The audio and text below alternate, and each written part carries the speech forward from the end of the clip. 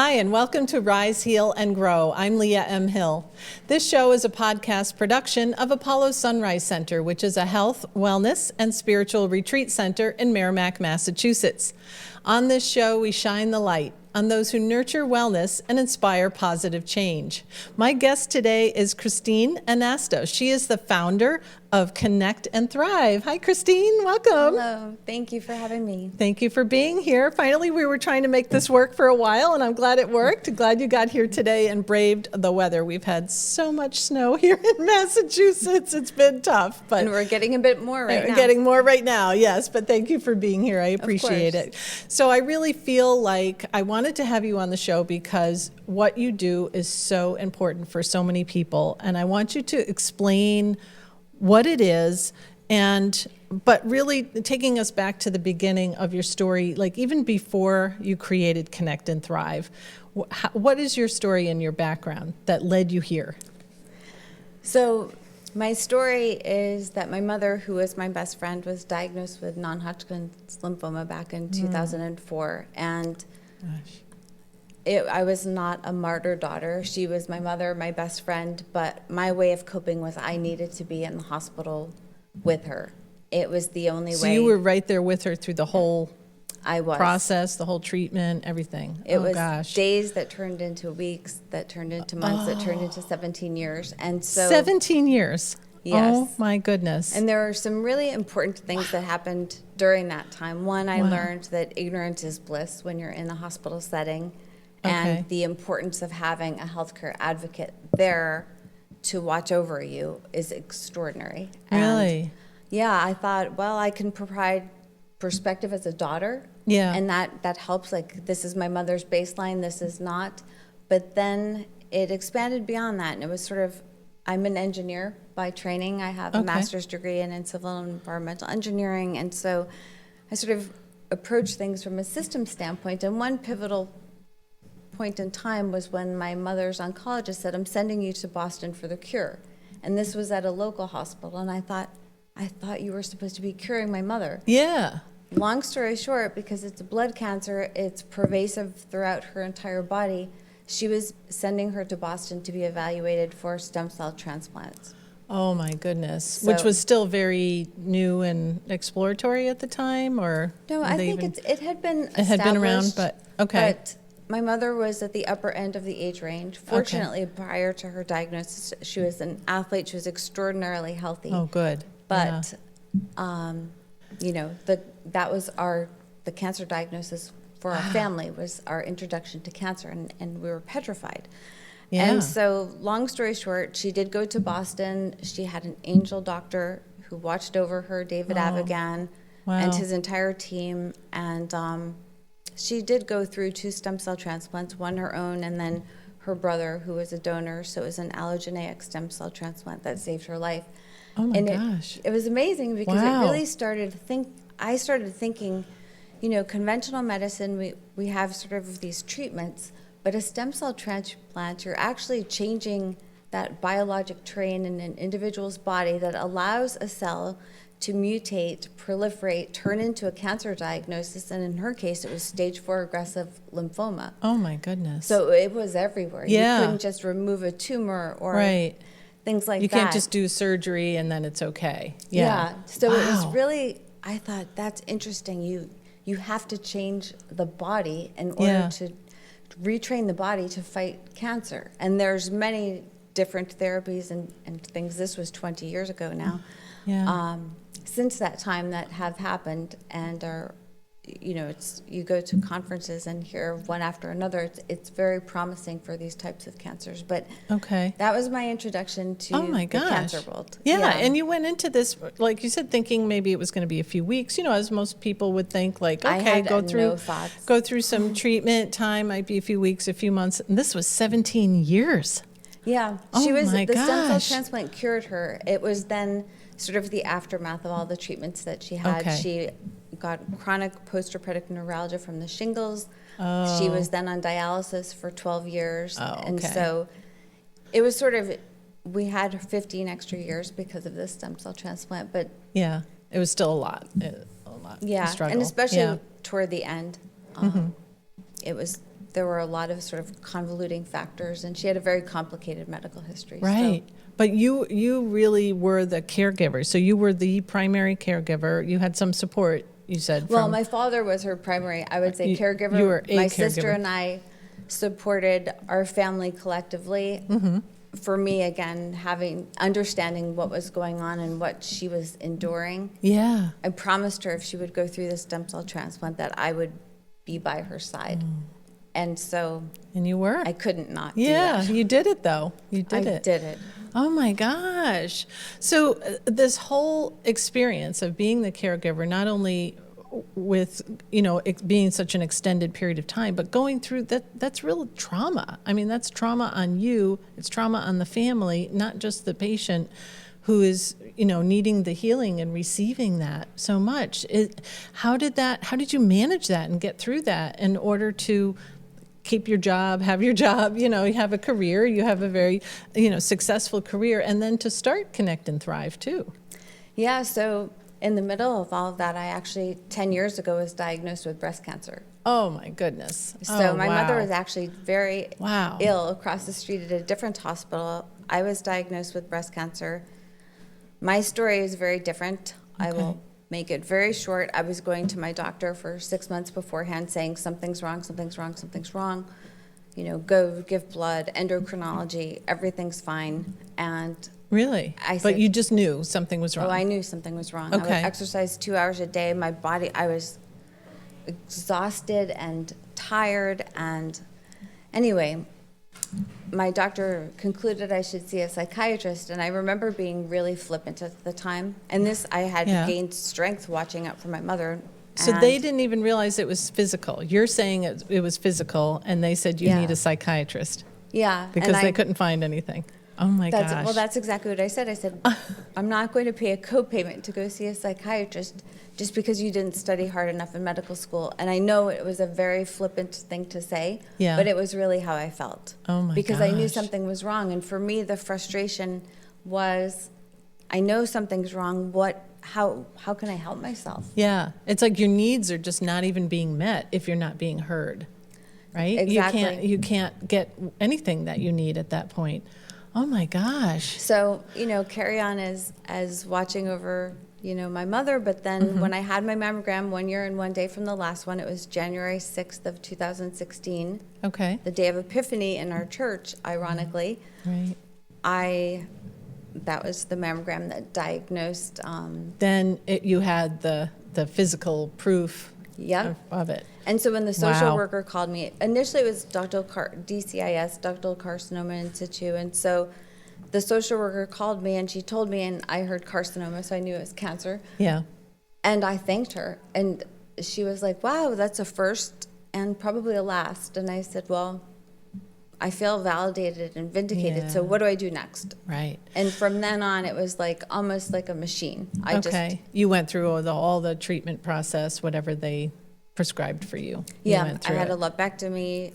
I chose to have radiation and then hormone therapy. Yeah. Oh, my goodness. So I was watching. It's like double trauma right there. I mean, we're talking about trauma going through with what you went through with your mother, and then to have this happen to you and not be heard for so long is so frustrating. But I can imagine the doctors were like, what else can we test? We're testing all these things and we're not getting an answer. I kept showing up saying something's wrong, and it's like, okay, maybe you need to talk to someone. Wow. No, I need to figure out what's wrong. But you were really grateful when you finally had the diagnosis, because now you're like, now it's valid. It was a relief because I knew something was wrong. I just didn't know what it was. So I had become immune to my mother's, because of her diagnosis, PET scans on weekends and things like that, or Friday afternoons. Of doing what you have to do, right? Exactly. And so when it came time for me, I had a much easier journey. I would say I had it easy. And I almost feel like that sort of imposter syndrome when you hear of someone with a breast cancer diagnosis, because I did have it easy. Yeah. And I chose to be treated at Dana-Farber. I partook in the Zachem Center's offerings. Okay. I had acupuncture 3 times a week. There was Reiki, oncology massage, yoga, Tai Chi, Qigong. I love when you can access those wellness services as well as you're going through that. Yeah, and I thought, this is a time I have to focus on myself. My sister was incredibly helpful I had a dog.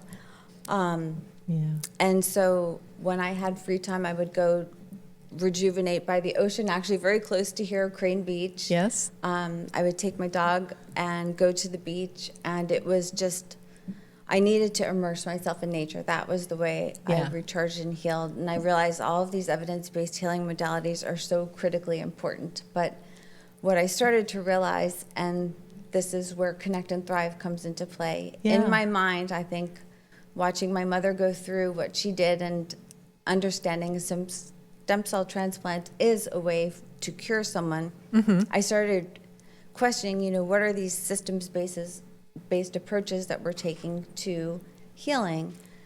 Then my own diagnosis, I started to see these women coming back for maybe the second and in one case the third time. Yeah, that you does hear happen. Their stories, yes, that does happen a lot. Yes. And there's trauma, and then they talk about narcissists in their lives. It could be partners, family members, siblings, could be anybody. Bosses, and then so it's like layering trauma upon trauma upon trauma upon trauma. And then working as an environmental engineer, my breast cancer was due to environmental factors.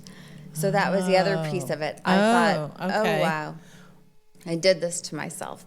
But in reality, environmental factors means you don't have a family history of breast cancer and you don't have a genetic predisposition. Okay, so it means that you might have picked it up from something in the environment, just so that we're clear for what exactly that means. So there's hereditary, which we know you might have inherited some of the aspects or the traits, but when it's not, and it's environmental, we don't know. It's something. And lifestyle would be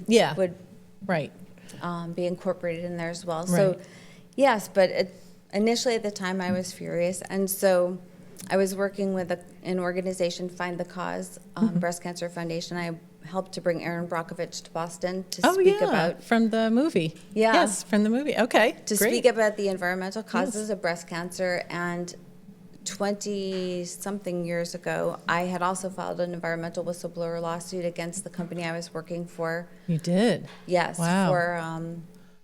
We were guilty of environmental crimes and being investigated by Westchester County DA's office. Oh, and my so goodness. I thought I need to bring her because I did this to myself. I was exposed to these things. I sort of blamed myself. And I thought we have to put a stop to this. So that was one aspect of it. Okay. The environmental side. The other aspect of it was bringing mind, body, spirit into alignment. And I had ironically gone to the Kripalu Institute in the Berkshires and unintentionally done the deep work there. And I thought, oh, wow, this is all coming into focus. I understand. And I felt like it was a message. Right. So that was like your aha moment, like, I have to do something here. I have to. So did you know what you were going to create? But tell everybody what Connect and Thrive actually is, and what you actually created. So fast forward to the pandemic, my mother's trajectory was pretty clear. I took April 15th, 2020 off that year. I spent a lot of time by the ocean and was reflecting on how can I make a positive difference in the lives of those who are suffering. Right. And I then enrolled in a program at MIT, and that was my objective. And so Connect and Thrive was the result of it. Okay. And what Connect and Thrive is a wellness community, all evidence-based healing modalities, healthy living products that are available to individuals. These are items that are not typically covered by insurance. I see. So that's what makes it different from other cancer support programs, right? Yeah. Is that you can access things through your program, through Connect and Thrive, that other programs wouldn't provide the access for. Is that right? Including insurance. Right. It's insurance does not cover these healing modalities, and what I learned while interfacing with the women when I was going through radiation is that they either didn't have the means by which to pay for these types of things, Right. or they didn't understand the importance with regard to bringing mind, body, spirit into alignment. Into the whole picture, right. And because of that, there were these disconnects, and then they were coming back and facing another cancer diagnosis. Right, and having to go through it all over again. Yeah, and then, as you said, layering trauma upon trauma upon trauma. Yeah, exactly. So through the program at MIT, I received 2 National Science Foundation grant programs that I was involved in. Excellent. Hundreds of interviews of all the stakeholders, and I quickly realized we need to build into Connect and Thrive, not just a wellness community with the evidence-based healing modalities. Right. We have an educate section that has links to all of the research supporting the modalities, but a means by which to empower patients to begin their healing journey. So there's two ways. One is bringing together collective support through a Kitty Fund. Yeah, tell us what the Kitty Fund is, how that works. Yeah, so a Kitty Fund can be started by a patient for herself or someone for a patient. And it is a way for a patient to tell her story and to be able to share with her community her diagnosis and the different things that could potentially help her on her healing journey. Okay. It is very open. It is a fund where 100% of donations go to the patient to spend on herself. 100%. 100%. See, that's also what makes this program different from some of the other programs we hear about. 100% goes to the patient. Yes. Wow. So she Okay. receives 100% of the donations. So Connect and Thrive is a public benefit corporation. Okay. And it is meant to empower individuals and also to support nonprofit organizations that are aligned with our vision and mission as well. Okay, so that's what a public benefit corporation is. Yes. Okay. All right. So it's for what it sounds like for all of the public to benefit from. Okay. So you have these Kitty Funds, and that's where the donation money kind of gets pooled for Each patient. For each patient, and then the patient then has access to what sorts of things that they can access through that. So in our marketplace, the patient receives 100% of the donation. She has to use the money in our marketplace. Okay. So because it's a web platform, we do have to sort of have filters, and we have mind, body, spirit. The idea is to bring mind, body, spirit together, and a lot of the healing modalities do. But Yes. mind, for example, could be counseling, therapy, coaching.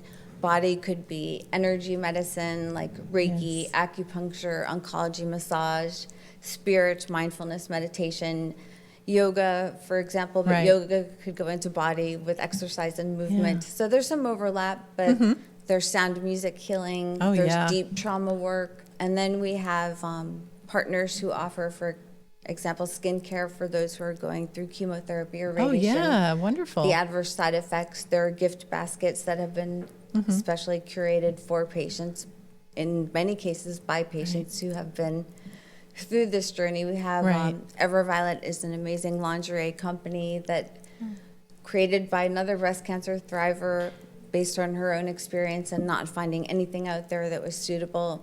And so she created it herself. I love those Yeah. stories. There are a lot of stories like that with Wow. our partners. And it's so wonderful because I feel like once you get the cancer diagnosis, and I had it as well. I had cancer when I had non-Hodgkin's lymphoma Yep. as well when I was 18 years old, and luckily recovered very well. But it's like all of your focus is on the money that has to pay for the medication or the things that the insurance isn't going to pay for. You're not even thinking about these products that you are making available, like the skincare products, the lingerie, and Reiki and things like that. It's like, it's so important for people to know that this is actually available. Yeah, and it's nice because we have things ranging, Yeah. like Sphere had developed a pillow, so it's for sleeping on your back. It was developed for a different reason, but so okay. many women who are having, for example, mastectomies or, Yeah, they have to sleep on their back. Yeah. hysterectomies, they have to sleep on their back. Right. And Right. so there are things like that, but then it goes also into very intensive 2.5-day deep trauma work. So Yeah. it's really what the patient wants to make of her healing journey. Right. And whatever she's comfortable with in the moment. Exactly. And So what that's she's why looking her for. fund is, she Wow. can spend it however she wants. Another way, because patients are very hesitant to ask for help, I think those of us who have been through it, we understand this. At the time, you might be facing your own mortality or Yes. worried and concerned about what might happen to your children, family, et cetera, if you were to pass. So starting a Kitty Fund, something you might not know about, is not at the top of your head. Right. And so that's why really our focus is on friends and family members of patients. They can start a Kitty Fund for a patient as well. Okay. It can be public or private. Okay. Private means that it's not searchable, but it can be shared with with a closer community. Okay. We also recently opened up e-gift cards. So if I wanted to give, for example, even if I'm a patient and I wanted to give an e-gift card to you as a caregiver, that's amazing. Or a partner in our community, I could just purchase a gift card and give it to you. So it's an individual support as opposed to collective support of a And it could still be, that could be for the caregiver, you're saying? It could be for anyone. That the caregiver could use, anybody can use. That is so great. I love that. Yeah, we got such a positive feedback on our partners and the types of offerings. We have some really unique offerings. I think there's well over 450 of them now, and half of them are CAT special offerings, which means that our partners created them especially for Connect and Thrive. That's what I did too, yes. Yes, and we should mention this. That's it, yes, I did too. I am one of the 400, you said, practitioners who are available on the marketplace for Reiki, for energy healing, for intuitive guidance sessions, and it's a special offer that I made as well, just for Connect and Thrive. Yes, and so it's something that it's wonderful, incredible, and I love the work that you do. I was very grateful after my mother passed and then my father passed to attend an equine assisted grief therapy retreat that you held up here, and it was amazing. I've realized it was so powerful for me. I brought my dog. My dog is part of me. Yes. Aurora, Black Lab, but I brought her too with the horses, and it was just, I realized that the grief that I felt was commensurate with the level, with the love that I had. And I thought, why would I give up that love? So here, bring on the grief, because there's a correlation. It's the only way to, and it's the only way to heal sometimes, the only way to move forward. Otherwise, you're stuck in the grief and you don't even know how to get out of it. So yes, that was an equine assisted learning retreat that we hosted through Palo Sunrise Center during the summer or fall, I forgot. We did it a few times, but we will be doing it again, probably summer and fall again this year. So thank you for participating in it too. It was great to have you there. Yeah, that was a wonderful thing. So those types of, we also have retreats on Connect and Thrive. So for example, when you offer the next one, that's something that we would sort of highlight. We have featured offerings. Wonderful.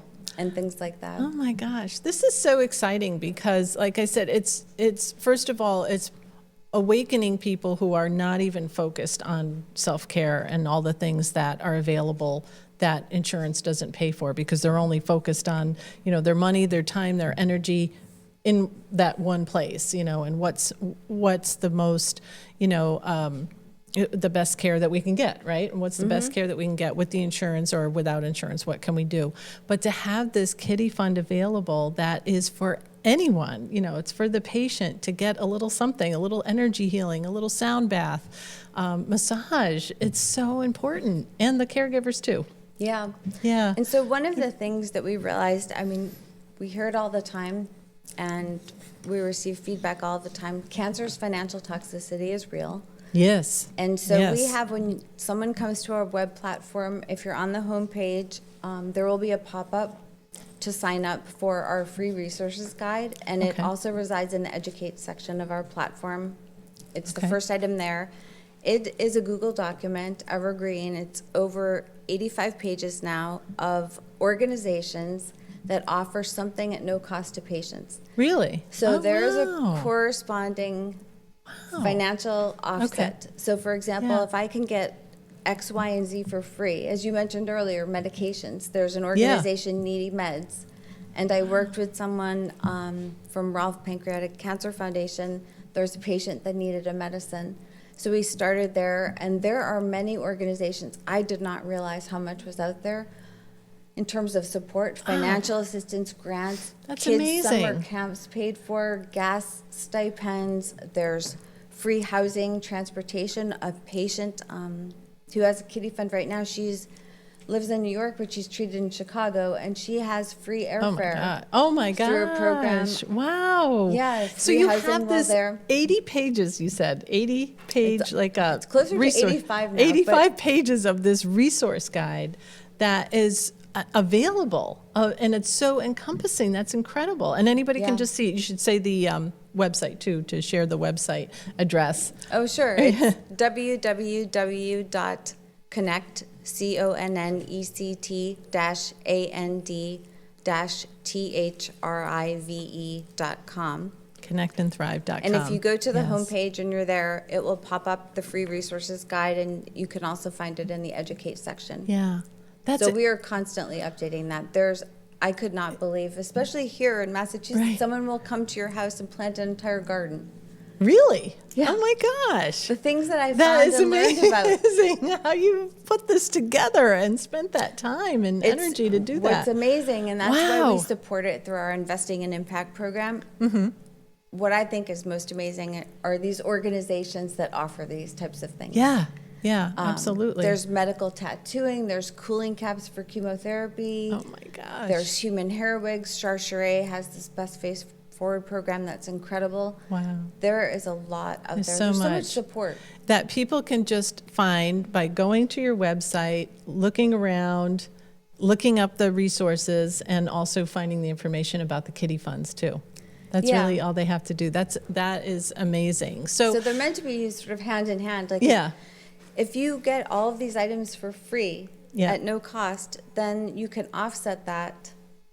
It's offsetting the cost that you would have spent out of pocket, and then it will enable you to use some of your money on these other evidence-based healing modalities that can really focus on where you're at in terms of the journey. And it puts it all together. To make the strongest, clearest path to that health, that whole-rounded health that you talked about, of just not just the science, the evidence-based, but the wellness aspect of it too, because there's so much involved in the psychology of it, the trauma, all of the grief that you mentioned, all the other layers on top of it that go well beyond a cancer diagnosis. Yeah, and really grief, is. it might not be the loss of a loved one. It might be the loss of a breast or both of your breasts, your entire reproductive system. It could. There's many your shapes freedom. and forms. Yeah, exactly. Your freedom in your life to move and your hair. I mean, it's people go through quite a bit, and I realized I just want to help them. Yeah. So what other things are you doing or planning to do besides, I'm so glad you're here today to talk about it and bring awareness to what you created. Are there other things that you're doing as well? Well, we're really focusing on outreach to make the friends and family members of patients aware. Okay. Because a patient, as I said, upon diagnosis, they might not realize, they're hearing about all of the standard of care through conventional medicine. Mm-hmm. Connect and Thrive is meant to support that, so to integrate into sort of the conventional approach to medicine and treating a cancer diagnosis, but to support an individual along that way. Yeah. And so we're doing a lot of outreach with regard to nonprofit organizations, patient advocacy groups, just to increase awareness, because a lot of times what we've heard from friends and family members is, I want to help in a meaningful way. I don't know what to do. Yes. And so this allows them. This is everything all in one place. Yeah. It's amazing. It's very fascinating to me, because the individuals who really resonate with it I'm finding are those who have been through cancer diagnoses themselves, and they realize, okay, I need to step back. What can I do to prevent recurrence? Yes. And they are actually some of our, some of the traffic to our site are those individuals looking, okay, I want to prevent recurrence. Who want to give back. Yeah. Others who want to prevent recurrence. Right. And so for patients who are just overwhelmed with everything, it is a really easy way. If I wanted to start a kitty fund for someone, I was even asked, okay, I want to share my story is I just received a cancer diagnosis. It honestly takes less than a minute to start a kitty fund. Less than a minute? For someone, or for someone to start one for someone else. To go to do that, to get started, yes, for yourself. You said you could do it for yourself or for someone else, just to make this available to so many people who are in such desperate need for it. Yeah. And maybe don't even realize how much they need it. I think that's it. Yeah. Once you get through a certain point in your treatment, right, then I started thinking, okay, what do I don't want to do this. again. Exactly. What do I have to do? Right. Things are out of alignment. I know being healthcare advocate, sort of caregiver, pulled in all these directions. Yeah. Setting boundaries or not setting boundaries, and having to deal with the consequences of that. How can I really focus on empowering myself on this healing journey? And that's really what sort of precipitated this thought, like, why should this not be available to others? So it was meant to sort of break down the socioeconomic barriers to access for individuals. And that's why I was able to construct it such that 100% of donations go to the patients. Which is amazing. Yeah, that's amazing. So share again how everybody can learn about this or reach out to you if you're available, if people have questions, or to find the website again. Yep, it's connect-and-thrive, thrive.com. And there's contact us on the footer. Okay. With an email address, and they could find you on social media too. Are you on social media? Oh yes, the links are in the footer of our web platform as well. Okay. Wow, great. Well, thanks so much, Christine, for being on the show today and sharing this really important information that I think a lot of people need to hear about. A lot of people need to know about this. And I know you're still kind of, getting things going and getting the word out as much as you can. And hopefully this will help too, because this is so needed in our community. And thank you for doing all of that work and effort and energy to make this happen and make this available for so many people. It's been a pleasure. I mean, it's oh, wow. People have referred to it as a passion project. It certainly is. Yeah, I would imagine.